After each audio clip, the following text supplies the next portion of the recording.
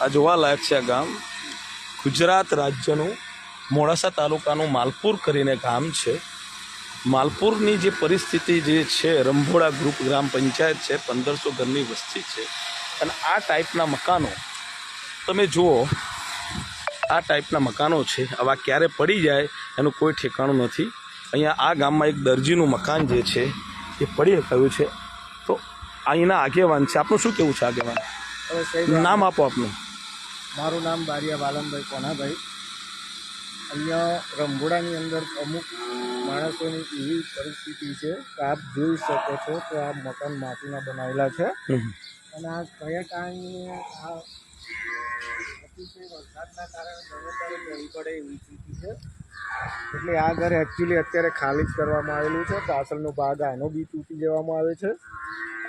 હવે મેં માન્ય કલેક્ટરશ્રીને વાતચીત તો કરી છે, પણ એમને ફોન રિસીવ, પણ માન્ય મામલતદારશ્રીને પણ જાણ કરી છે, પણ એ શિવાજીના ઘરની વાતચીત કરી છે. પણ આ મકાને પડવાની તૈયારીમાં છે. એટલે હા, એટલે વાંધો નહીં. તમારું શું નામ છે બોલી દો.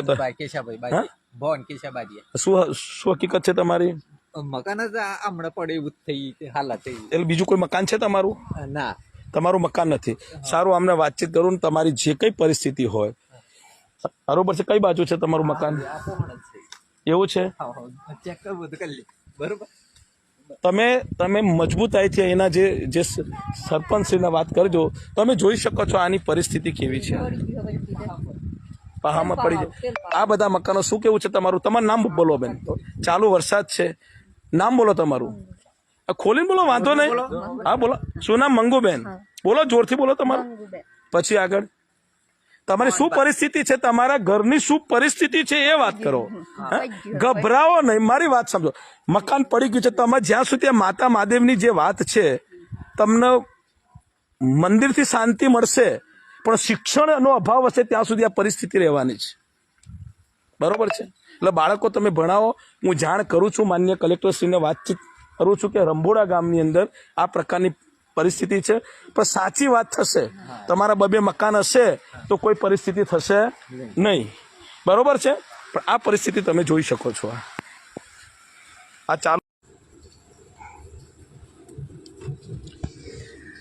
વરસાદ બહુ પડે છે, પણ આ ગામની પરિસ્થિતિ, આજુબાજુના જે ગામડાઓ છે, આગળનો તો ઇન્ટરવ્યૂ આપી દીધો છે. ત્યાંના એક દરજી છે એમનો ઇન્ટરવ્યૂ આપી દીધો છે. પણ આ તો ગામના એક આગેવાન હતા વાલમજી, એમણે કીધું કે આ બીજા 2 મકાન છે, એટલે સર્વે કર્યો છે. પણ પરિસ્થિતિ આ છે કે અહીંની પરિસ્થિતિ દરેક ગામડા તમે જુઓ તો આ સ્થિતિ જોઈ શકો છો. તમે જુઓ તો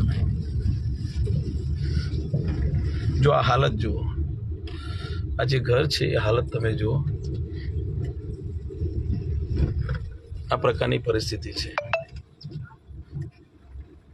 અહીંયા બધા આગેવાનો હતા. હવે વિદાય લઉં છું. ફૂલ વરસાદ છે, પછી શાંતિથી વાત કરીએ છીએ. મળીશું. જય સંવિધાન. અને બધા લોકો પોતાની સેલ્ફ રિસ્પેક્ટ, આડોશી પાડોશીને મદદ કરો, ગામમાં કોઈને મદદ કરો. ભલે આગાહી છે વરસાદની, કુદરત છે, અને કુદરત તો જે છે તમે આગળ કરો એ પ્રકારની વિનમ્ર વિનંતી છે. જય